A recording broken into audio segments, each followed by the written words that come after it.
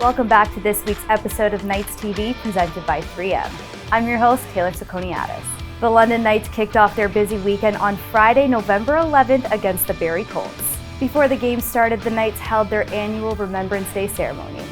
It ended with both teams coming off their benches to honor and pay tribute to Canadian veterans and those who dedicated their life in service of our country. In his first time wearing the C, George Diaco opened up the scoring for the Knights. Brody Crane walked into the slot and snapped his third of the season.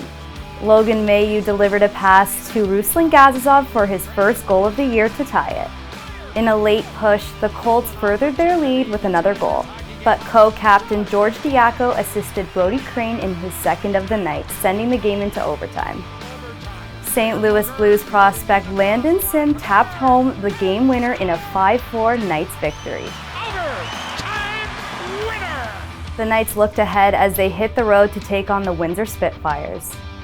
For the second night in a row, George Diaco opened up the scoring for the Knights, notching his 10th of the season. Brody Crane found a rebound for his first of the night, while George Diaco found Sean McGurn to extend the Knights' lead.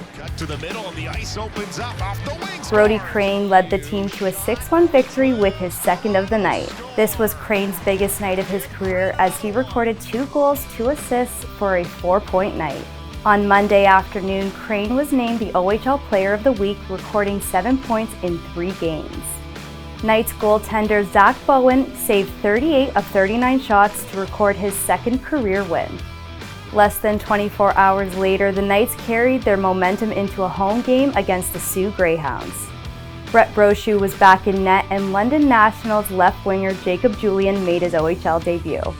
Easton Cowan forced a turnover on the back check and found Denver Barkey in front of the net to earn his 4th of the season. Oliver Bonk sent a cross-ice pass to Logan Mailloux, who blasted it past the Sioux goaltender to tie the game.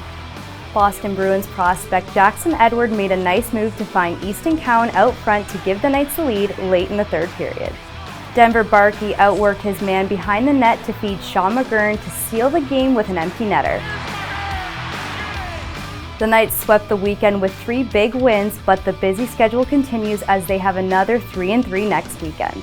On Friday, November 18th, the Knights will square off with the Flint Firebirds at the Budweiser Gardens. Puck drop is set for 7 p.m. Thank you so much for tuning in to this week's episode presented by 3M. I'm Taylor Saconiatis with KnightsTV.